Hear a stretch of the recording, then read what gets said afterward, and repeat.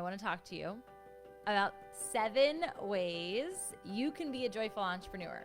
The first is someone who relishes in the Lord.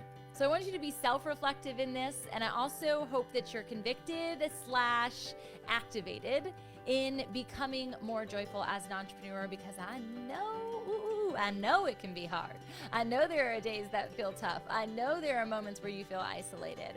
And if you are relishing in the Lord and all the good that is around you, it makes it so much easier to take a big leap of faith day by day, even when your finances don't show that it's the right next move, even when your team isn't in cahoots as you hope that it would be for some reason, even when your clients are struggling with family life matters perhaps, and their professional steps aren't being taken in the way that you want them to be, and to know that there are no coincidences when it comes to God and it comes to opportunity and it comes to our connections.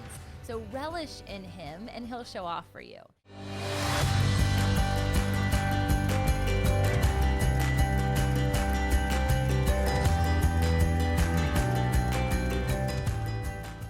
The second, activate out of the Lord's will. All the time. I see people activating out of their own desire. Now, I believe there are elements of our desires that are connected to His will for our life, but I do want us to be mindful that we have to operate out of His will. Otherwise, we will be out of accordance with His will.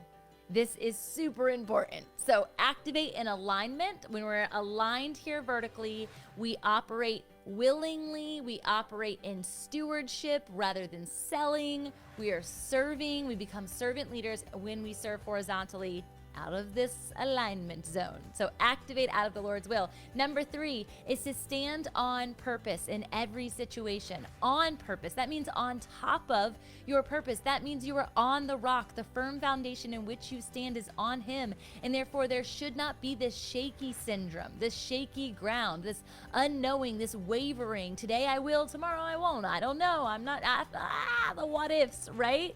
Which leads into the next element. When you're able to stand on purpose, you are able to stand with a boldness, with a confidence that looks so different than what the world is portraying as confidence, because it is premised in God. You've heard of Godfidence. Yes, you get to be in a space and a place all the time where His presence precedes you, even onto stage, even onto your lives, even into your coaching scenarios, even into your masterminds. He precedes you, and therefore you are on purpose.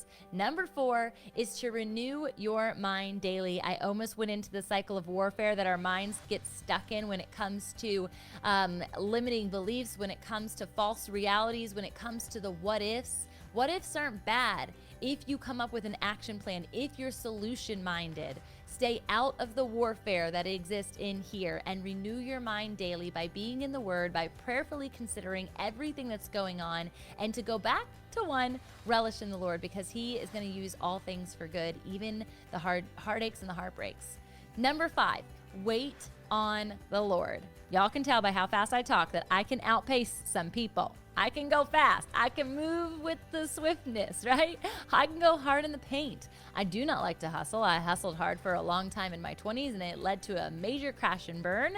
If you haven't gotten the book, shameless plug, get the book. If you want to know the backstory on how I get to do what I do, how I do it, Jesus, love, past a lot of things that happened. So wait on the Lord. Do not outpace the Lord. If that means you need to slow down, if that means that the things that you thought were going to be coming to fruition, that were going to be popping above the soil, it means it's not your harvest season. It means you have more toiling to do. And toiling doesn't have to be bad when you are planting the right seeds with the right people in the right ground. Okay, so wait on the Lord. Don't outpace Him.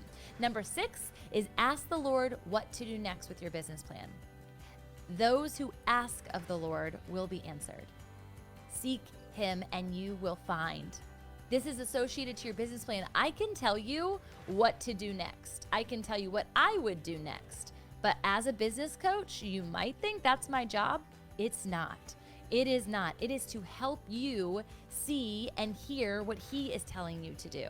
So I am more of the sage along the way that's opening your eyes, that's removing the scales, that's giving you fresh wisdom that's letting you hear with boldness on what God is saying, not because I have all the answers, but because He has all of the answers. So I want to ask with you. I want to ask on your behalf. I want to be able to steward this plan well alongside you. And sure, there are systems. Sure, there are automations. Sure, there are things from a tech side we can get it put into play, and we will in the Joyful Entrepreneur program. But I want you to know at the end of all of our days, I will not stand on my own 2 feet. I will be sitting at His. And therefore, it's necessary for us to ask His will. That kind of goes back to 2, but it's asking God is this one, not just activating out of our will, asking God.